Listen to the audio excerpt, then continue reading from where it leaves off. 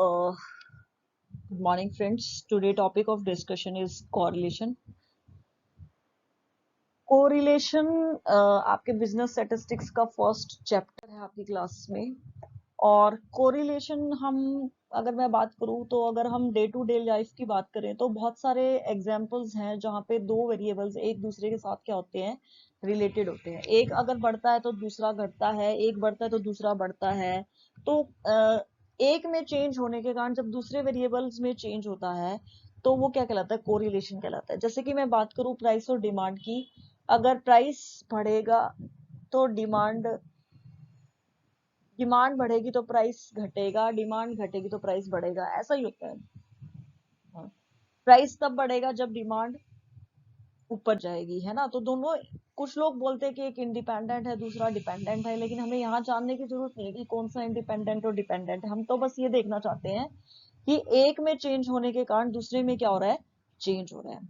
अब एक certain time period के कुछ लोग बोलते हैं कि वेट जो है पर्सन का वो एज के साथ साथ बढ़ता है, ठीक है। इसी तरह कुछ लोग बोलते हैं जैसे सनलाइट बढ़ती है उसी तरह टेम्परेचर भी क्या करता रहता है, बढ़ता रहता है। तो ये सब फैक्ट ये बताते हैं कि उन दोनों के बीच में कोई ना कोई क्या है, म्यूचुअल रिलेशन है। किसके बीच में, प्राइस और डिमांड के बीच में, एज के बीच में और वेट के बीच में, सनलाइट के बीच में और टेम्परेचर के बीच में। तो कोरिलेशन एक स्टैटिस्टिकल टेक्निक है जो इस रिलेशन को मेजर करने में क्या करती है, हमारी हेल्प करती है। अब हमने बता तो दिया प्राइस और डिमांड में रिलेशन है, लेकिन कितना रिलेशन है, कैसा रिलेशन है, ये हम किससे पता करेंगे, कोरिलेशन से पता करेंगे। तो यहाँ पे कुछ डेफिनेशंस दी हुई हैं कोरिलेशन की। पहली जो डेफिनेशन है, if two or more quantities vary in sympathy so that movement in one tend to be accompanied by corresponding movement in other, then they are said to be correlated। अभी मैंने बताया कि जब जो दो चीजों में रिलेशन होगा और वो एक दूसरे के साथ मूवमेंट करेगी, मूव करने के, एक में मूवमेंट होगी तो दूसरे में मूवमेंट होगी, तो वो उन दोनों के बीच में क्या कहा जाएगा, कोरिलेशन कहा जाएगा। तो कोरिलेशन एनालिसिस है कोवेरिएशन किसके बीच में, दो या दो से ज्यादा वेरिएबल्स के बीच में। जैसे कि बताया कि ब्रेन का साइज और इंटेलिजेंस, रिसर्चर्स ने पाया कि डायरेक्ट रिलेशन है किसके बीच में, स्मोकिंग के बीच में और लंग कैंसर के बीच में, ठीक है।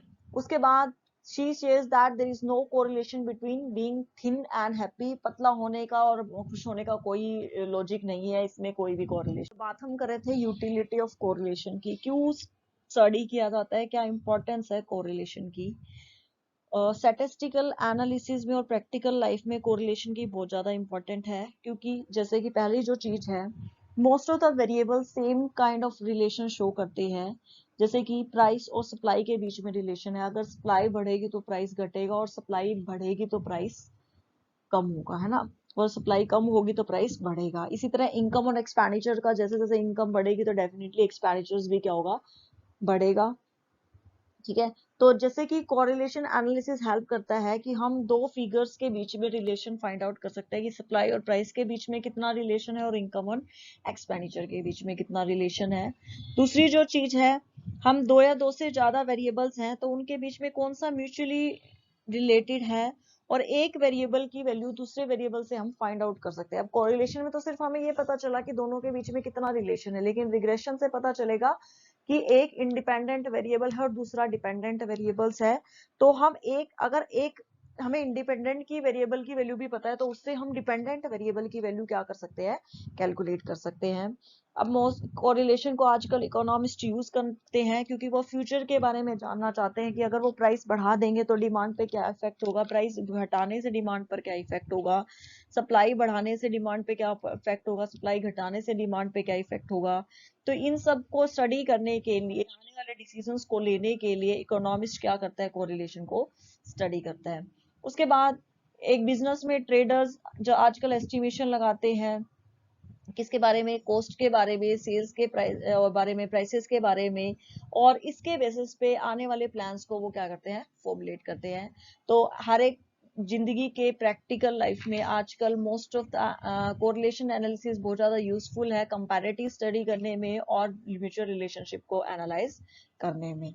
ये तो था यूज। अब बात करूंगी मैं टाइप ऑफ कोरिलेशन की। कोरिलेशंस बहुत सारे टाइप्स के होते हैं। तो जो मेन टाइप है कोरिलेशन की, उसमें सबसे पहला आता है पॉजिटिव और नेगेटिव कोरिलेशन। पॉजिटिव और नेगेटिव कोरिलेशन में सबसे पहले बात करूंगी मैं पॉजिटिव कोरिलेशन की। मैंने बोला प्राइस और डिमांड दोनों अपोजिट हैं, एक बढ़ेगा तो दूसरा घटेगा, एक घटेगा तो दूसरा बढ़ेगा। तो इन जब पॉजिटिव की बात करूं तो मैं जो दोनों वेरिएबल्स है वो एक डायरेक्शन में बढ़ेंगे, अगर एक बढ़ेगा तो दूसरा भी बढ़ेगा, एक घटेगा तो दूसरा भी घटेगा, ठीक है। तो जहां पे मैं बात करूं कि x और y दोनों वेरिएबल सेम डायरेक्शन में मूव कर रहे हैं, चाहे वो बढ़ने की डायरेक्शन में कर रहे हैं, चाहे वो घटने की डायरेक्शन में घट रहे हैं, तो उन दोनों में क्या कहा जाएगा, पॉजिटिव रिलेशन कहा जाए, कोरिलेशन कहा जाएगा। जैसे कि पॉजिटिव कोरिलेशन जैसे कि प्राइस और सप्लाई के बीच में, और मनी सप्लाई और प्राइसेस के बीच में, है ना। प्राइस कब बढ़ेगा, जब सप्लाई कम हो जाएगी, सप्लाई ज्यादा हो जाएगी, प्राइस सॉरी दोनों के दोनों क्या करते हैं, सेम डायरेक्शन में बढ़ते हैं। सप्लाई बढ़ेगी तो प्राइसेस भी बढ़ेंगे, सप्लाई घटेगी तो प्राइसेस भी घटेंगे, क्योंकि मार्केट में सप्लाई नहीं है। तो ठीक है, तो जब दोनों एक डायरेक्शन में बढ़े या एक ही डायरेक्शन में घटे तो उनको क्या बोलेंगे, हम पॉजिटिव कोरिलेशन बोलेंगे। उसके बाद नेगेटिव कोरिलेशन, जब दोनों अपोजिट डायरेक्शन में जा रहे हैं, जैसे कि प्राइस और डिमांड, एक्स बढ़ रहा है तो वाई घट रहा है, वाई बढ़ रहा है तो एक्स घट रहा है। तो अब हमने बात की प्राइस और डिमांड की, इन्वेस्टमेंट और रेट ऑफ इंटरेस्ट की, है ना। रेट ऑफ इंटरेस्ट बढ़ेगा तो इन्वेस्टमेंट घटेगी, रेट ऑफ इंटरेस्ट कम होगा तो मार्केट में इन्वेस्टमेंट बढ़ जाएगी। तो जब दोनों बढ़ने और घटने की सेम डायरेक्शन हो दैट इज पॉजिटिव कोरिलेशन, और जब दोनों की अपोजिट डायरेक्शन हो दैट इज नेगेटिव कोरिलेशन। उसके बाद जो दूसरा आता है that is simple partial and multiple correlation. जब मैंने बोला कि मैं सिर्फ दो वेरिएबल्स के बीच में रिलेशन कैलकुलेट कर रही हूँ दैट इज सिंपल कोरिलेशन। जैसे कि relationship between price and demand, height and weight, ठीक है। मैंने कोई दो और वेरिएबल नहीं लिया, सिर्फ दो ही वेरिएबल लिए हैं, प्राइस और demand, height and weight, income and consumption. इन सबको मैं क्या बोलूंगी, सिंपल कोरिलेशन। उसके बाद बात करती हूँ मैं पार्शियल कोरिलेशन की, कि जब मैंने दो या दो से ज्यादा वेरिएबल्स तो लिए हैं लेकिन रिलेशन मैं दो के बीच में ही निकाल रही हूँ, और तीसरे वेरिएबल्स को क्या लेके चल रही हूँ, कांस्टेंट लेके चल रही हूँ, दैट इज पार्शियल कोरिलेशन। जैसे कि मैंने बोला कि मैं एक कांस्टेंट टेम्परेचर के अंडर रिलेशन स्टडी कर रही हूँ, किसका, गेहूं के प्रोडक्शन का और बारिश का, ठीक है। तो वहां पे दो के बीच में रिलेशन देख रही हूँ, रेनफॉल के बीच में और व्हीट यील्ड के बीच में, जबकि टेम्परेचर को मैं वहां पे क्या रख रही हूँ, कांस्टेंट रख रही हूँ, तो वहां पे क्या हो गया, पार्शियल कोरिलेशन हो गया। और तीसरा है मल्टीपल कोरिलेशन, जब मैं दो या दो से ज्यादा वेरिएबल्स के बीच में स्टडी कर रही हूँ दैट इज मल्टीपल कोरिलेशन। जैसे कि यहाँ पे मैंने टेम्परेचर को क्या रखा था, कांस्टेंट रखा था, लेकिन मैं अगर टेम्परेचर, रेनफॉल और वीट तीनों के बीच में रिलेशन स्टडी कर रही हूँ तो वो क्या कहलाएगा, हमारा मल्टीपल कोरिलेशन। क्लियर। उसके बाद तीसरा जो टाइप है कोरिलेशन का that is linear and non linear correlation. अब सबसे पहला आता है लीनियर। लीनियर का मतलब ही क्या होता है, कांस्टेंट चेंज, ठीक है। जब दोनों वेरिएबल्स में कांस्टेंट चेंज होता है एक दूसरे में चेंज होने के कारण, तो वो क्या कहलाएगा, लीनियर कोरिलेशन, ठीक है। जैसे कि जितनी बार भी प्राइसेस 10% बढ़ेगा तो डिमांड 20% घटेगी, ठीक है। प्राइस 10% बढ़ाने से डिमांड 20% घटेगी, ठीक है। इसी तरह प्राइस को 10% कम करने से डिमांड 20% बढ़ेगी। तो दोनों में कांस्टेंट चेंज है कि एक में 10 चेंज होगा तो दूसरे में 20 चेंज होगा, दैट इज लीनियर कोरिलेशन, ठीक है। अब दोनों वेरिएबल को जब मैं ग्राफ पे प्लॉट करूंगी तो वो क्या बनाएंगे, एक स्ट्रेट लाइन बनाएंगे, स्ट्रेट लाइन की फॉर्म में आ जाएंगे। अब कर्वी लीनियर में क्या है, अब जब लीनियर में क्या था, फिक्स है सब कुछ, लेकिन नॉन लीनियर में क्या आएगा कि दोनों में चेंज फिक्स नहीं है। अगर मैं 10% चेंज करती हूँ कॉमोडिटी में के प्राइसेस में, तो सप्लाई क्या पता 20% बढ़ जाए। दूसरी बार मैं जब 10% चेंज करूं तो क्या पता सप्लाई मेरी 40% बन जाए। तो दोनों के बीच में कोई भी फिक्स रिलेशन नहीं है कि एक में 10 चेंज होने से दूसरे में 20 ही चेंज होगा। क्या पता एक में 10 चेंज होने से दूसरे में एक बार 10 चेंज हो, दूसरी बार 20% चेंज हो, तीसरी बार 30% चेंज हो। तो जब मेरा ग्राफ कर्व में बने, कभी ऊपर कभी नीचे ऐसे बन रहा है, तो उसको क्या बोलेंगे हम, नॉन लीनियर कोरिलेशन। तो यहाँ पे हमने कोरिलेशन के टाइप्स पढ़े हैं that is positive and negative correlation, simple, partial and multiple correlation, linear and non linear correlation.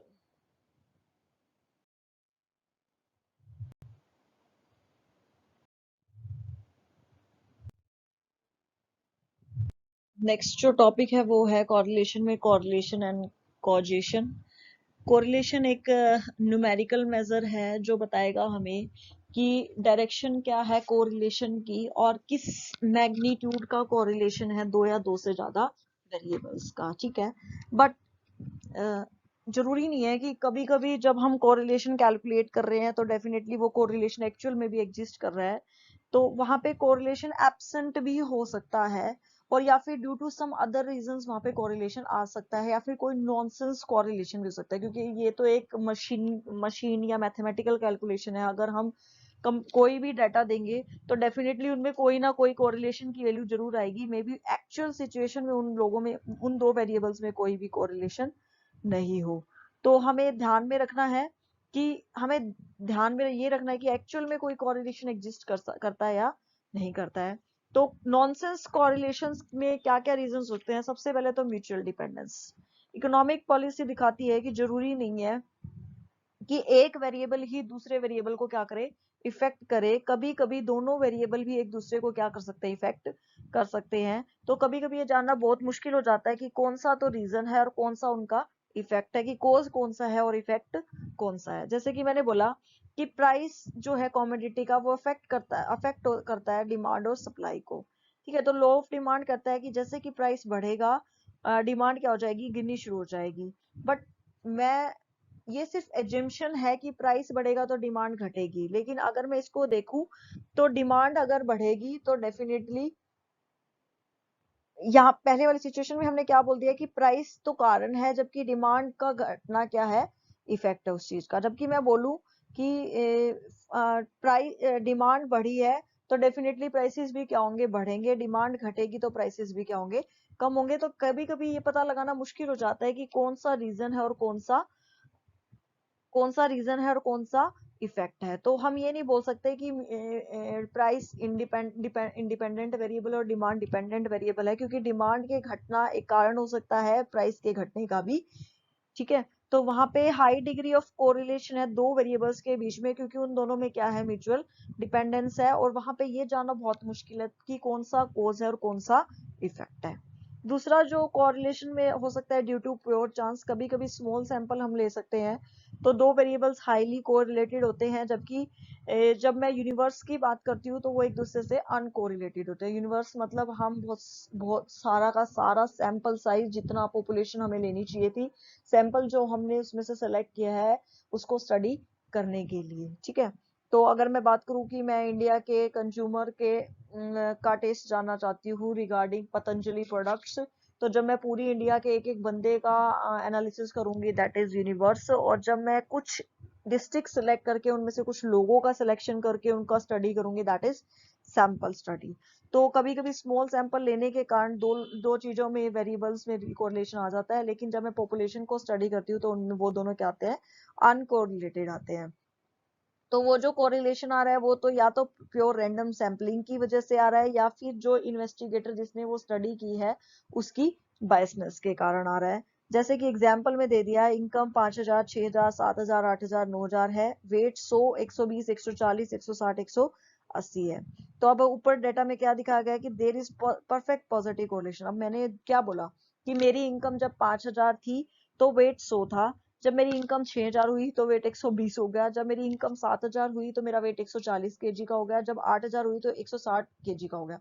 अगर मैं देखूं तो डेफिनेटली कोरिलेशन है, क्योंकि जितना मेरी इनकम है उसका 20% मेरा क्या आ रहा है, वेट आ रहा है ना। 20%, सॉरी 2% क्या आ रहा है, वेट आ रहा है। तो अगर मैं इसको कोरिलेशन टूल टेक्निक लगाऊंगी तो दोनों में रिलेशन आएगा कि जैसे जैसे मेरी इनकम बढ़ रही है तो मेरा वेट भी बढ़ रहा है, जबकि ऐसा कुछ भी नहीं होता रियल लाइफ में। इनकम का और वेट का कोई भी रिलेशन नहीं होता। तो ऐसे टाइप के जो रिलेशन होते हैं वो नॉनसेंस कोरिलेशन होते हैं, स्पूरियस कोरिलेशन होते हैं, और इनका कोई भी मीनिंग नहीं होता। बाय मिस्टेक एनालिसिस की एनालिस्ट की मिस्टेक के कारण या फिर सैंपल के कारण ऐसे ऐसे रिजल्ट्स आ जाते हैं। ठीक है, उसके बाद तीसरा जो रीजन हो सकता है, that is correlation due to any third common factors. दो वेरिएबल्स किसी तीसरे फैक्टर की वजह से भी एक दूसरे से कोरिलेटेड हो सकते हैं। ठीक है, जैसे कि मैंने बोला कि per hectare field of tea and rice, इन दोनों में रिलेशन है। ठीक है, जबकि एक्चुअल में मैं देखूं कि राइस की ग्रोथ आउटपुट में और चाय की आउटपुट में, एक हेक्टेयर में कोई भी रीजन नहीं हो सकता कि उन दोनों में कोरिलेशन हो। ऐसा नहीं है कि चाय का प्रोडक्शन बढ़ेगा तो चावल का प्रोडक्शन भी बढ़ेगा, चाय का प्रोडक्शन घटेगा तो चावल का प्रोडक्शन भी घटेगा, या एक बढ़ेगा तो दूसरा घटेगा, उन दोनों में कोई भी रिलेशन नहीं हो सकता। लेकिन मेरा कोरिलेशन टूल कह रहा है कि उन दोनों में कोई कोरिलेशन है। और ये सब किसके कारण है? अच्छी बारिश होने के कारण उन दोनों में कोरिलेशन हो रहा है। अच्छी बारिश हुई तो चाय का प्रोडक्शन बढ़ा और चावल का प्रोडक्शन बढ़ा, अच्छी बारिश नहीं हुई तो दोनों का प्रोडक्शन घट गया। तो तीसरा जो फैक्टर है वो बारिश है, जो इन दोनों वेरिएबल्स के आउटपुट को क्या कर रहा है? इफेक्ट कर रहा है। तो तीन रीजन हो सकते हैं कोरिलेशन के। पहला तो वो दोनों एक दूसरे पे म्यूचुअली डिपेंडेंट है वेरिएबल्स। दूसरा, गलती से मिस्टेक के कारण वो कोरिलेशन आया, या फिर बाय चांस ऐसा कोरिलेशन आ गया है। तीसरा, कोई तीसरा फैक्टर्स है जिसकी वजह से उन दोनों में कोरिलेशन आया है। एक्चुअल में उन दोनों में कोई भी कोरिलेशन नहीं था। उसके बाद नेक्स्ट जो टॉपिक है that is degree of correlation. Degree का मतलब कितने मैग्नीट्यूड में वो कोरिलेशन है। तो डिग्री ऑफ कोरिलेशन में 5 टाइप के कोरिलेशन हो सकते हैं, that is perfect correlation, high degree of correlation, moderate degree of correlation, low degree of correlation and absence of correlation. ठीक है, तो सबसे पहले मैं बात करती हूँ परफेक्ट कोरिलेशन। ठीक है, जब दो वेरिएबल्स एक ही डायरेक्शन में सेम रेशो से बढ़े दैट इज परफेक्ट कोरिलेशन। ठीक है, परफेक्ट पॉजिटिव कोरिलेशन। ठीक है, जैसे कि अगर एक 10% से बढ़ रहा है तो दूसरा भी पॉजिटिव डायरेक्शन में ही 10% से बढ़ रहा है, एक 10% से घट रहा है तो दूसरा भी 10% से घट रहा है। जब दोनों सेम डायरेक्शन में चले और सेम परसेंटेज से चेंज हो that is perfect positive correlation. और जब दोनों एक दूसरे से अपोजिट डायरेक्शन में चले लेकिन कांस्टेंट रेशियो में चले तो उसको बोलेंगे हम परफेक्ट नेगेटिव कोरिलेशन। तो जब मेरे कोरिलेशन की वैल्यू 1 आ जाए पॉजिटिव तो that is perfect positive correlation, और जब मेरे कोरिलेशन की वैल्यू -1 आ जाए that is perfect negative correlation. ठीक है, उसके बाद नेक्स्ट है हाई डिग्री ऑफ कोरिलेशन। जब दोनों एक दूसरे से बहुत ज्यादा मैग्नीट्यूड में रिलेट कर रहे हो उसको बोलूंगी मैं हाई डिग्री ऑफ कोरिलेशन। ऐसे कोरिलेशन की वैल्यू प्लस माइनस 0.75 से +-1 के बीच में होती है, क्योंकि अगर 1 होगी प्लस माइनस में तो दैट इज परफेक्ट पॉजिटिव और परफेक्ट नेगेटिव। लेकिन अगर वैल्यू आर की वैल्यू कोरिलेशन की वैल्यू, कोरिलेशन को हम आर से डिनोट करते हैं, अगर मेरी आर की वैल्यू +-0.75 से +-1 के बीच में लाई कर रही है that is high degree of correlation. उसके बाद moderate degree of correlation. Correlation coefficient की वैल्यू जब 0.25 +-0.25 से +-0.75 के बीच में लाई करती है तो हम उसको बोलते हैं मॉडरेट डिग्री ऑफ कोरिलेशन। ठीक है, जब लो डिग्री ऑफ की बात करते हैं तो ऑब्वियस सी बात है, जब 0.25 प्लस माइनस पॉजिटिव या नेगेटिव वैल्यू 0.25 से कम में लाई करती है तो 0 तक, तो उसको हम क्या बोलते हैं? लो डिग्री ऑफ कोरिलेशन। और जब उन दोनों में कोई भी कोरिलेशन नहीं होता तो वहां पे वैल्यू कोरिलेशन की कितनी आती है? 0 आती है।